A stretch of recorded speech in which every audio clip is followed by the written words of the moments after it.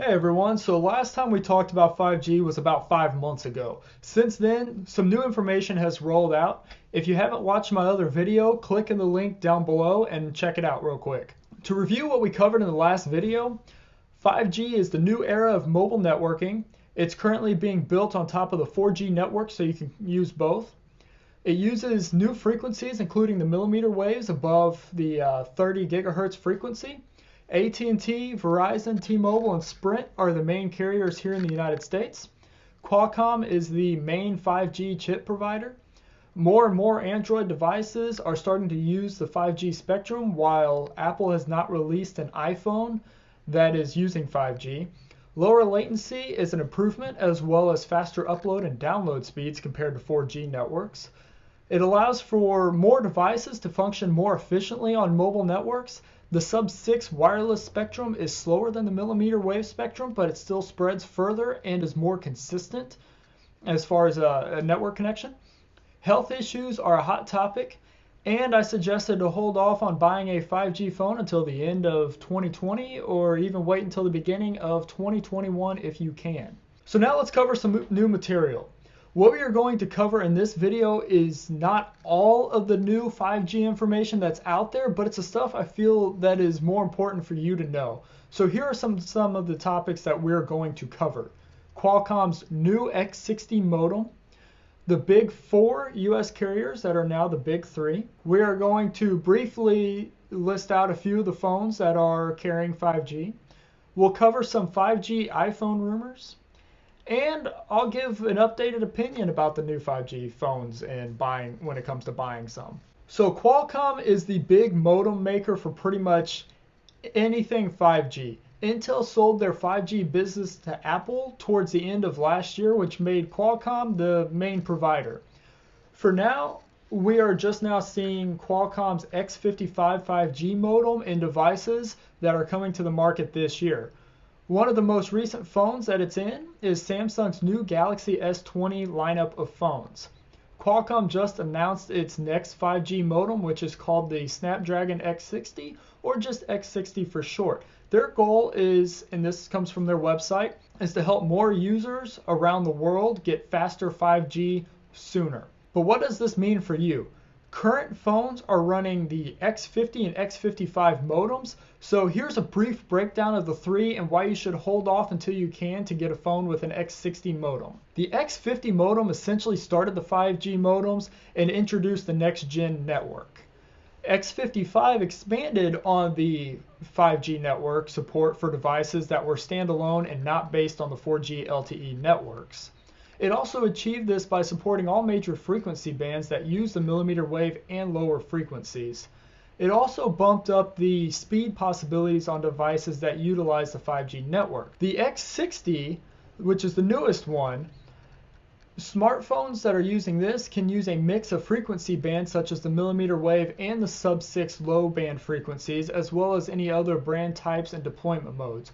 Qualcomm states that this allows for an optimal combination of high speed and low latency network coverage. This will also allow for phone calls over the 5G network, whereas the other two still use the 4G LTE network for 4G calls. Another great thing to note is that the chip is using the 5 nanometer process node, which helps for better power and better battery efficiency in a smaller chip. They have also optimized their new 5G antennas. Overall, the X60 is made to combine the 5G technologies of the X55 and the X50 and then improve them. So when you're looking for a new phone or any other mobile device that you're going to be running 5G on, it's best to verify that the modem and the phone will support as many bandwidths as possible, and to ensure that you can still use the 4G LTE network when you don't have 5G, as well as to be able to get the most out of your 5G network as possible. Now, you probably saw a few links pop up there. I will include those links down below for you to read more in those articles, as well as any of my other sources that are coming up throughout the rest of this video. So what have the 4 major US carriers been up to? For starters, Sprint and T-Mobile's merger has been approved, and they are moving forward on that. T-Mobile has expanded their 600 megahertz bandwidth across the nation, so they say. The merge with Sprint helped push the 600 megahertz frequency nationwide, since Sprint had some in these places and T-Mobile had them in these places. Now it's kind of combined through the whole nation. And they're still working on their millimeter wave network and expanding it. As far as AT&T, they've just rolled out their low-band spectrum in over 30 cities, now including LA, Detroit, St. Louis, Wichita, and Boston. AT&T has also rolled out its millimeter wave spectrum in more than 23 cities so far. AT&T still has the claim of the top download speed as well. A quick note about AT&T. Their 5GE network is really just super fast 4G LTE. It is not 5G. I do have to say though, the 5GE 4G LTE network, a lot to say there, is a super quick, it has super quick speeds in St. Louis, and it gives me high hopes for their 5G millimeter wave network. Verizon has also made the push, just like all the others, to expand both the low band and the high band millimeter wave spectrums. They've even made a deal with the NFL and has 5G in 13 stadiums, with more to come. They currently have 5G in several cities, but I couldn't find clear information about which 5G network they're using in each city. But I do know that they're keeping pace closely with AT&T. So which phones are using 5G as of right now? Android-based cell phones are deploying 5G-ready phones as we speak. It's been rumored that Apple will release a 5G-capable phone later this year, and we will cover some of that information in just a moment. Samsung has a long list of 5G phones, from the S10 5G to the S20 phones, the Galaxy Fold, and the Galaxy Flip. So if you're a Samsung fan or interested in a Samsung phone, they've got probably the largest list, from what I understand, of 5G phones. LG has the V50 ThinQ 5G phone. What a long name there. Motorola has a couple, including their new flip phone. That's the Motorola Razr. OnePlus has a phone. CoolPad and TLC both have 5G phones. And the list happens to go on. Last I heard, over 20 Android phones are offering 5G. As mentioned earlier, just check which Qualcomm modem is in each of the phones that you're looking at prior to purchasing. If you can find a phone with an X60, it'd be worth going with. If it has an X55, no worries. It is a great modem, and it'll be good for your 5G network. X60 probably won't be hitting phones until the beginning of 2021. So what about Apple? What are they doing? Well, rumor has it they will release a 5G phone or 5G iPhone later this year. Depending on which article you read, depends on what, how many, and when a 5G phone will be released. Knowing Apple, they will release a 5G capable iPhone when they feel the technology is good enough for the iPhone, not when the iPhone is ready for the technology. You know how Apple is. According to a Verge article that I read, Apple is rumored to be using their own 5G antenna for the next iPhone because Qualcomm's are, quote, too big for Apple's liking. It is also rumored that Apple's next iPhone will be using the X55 modem rather than the X60.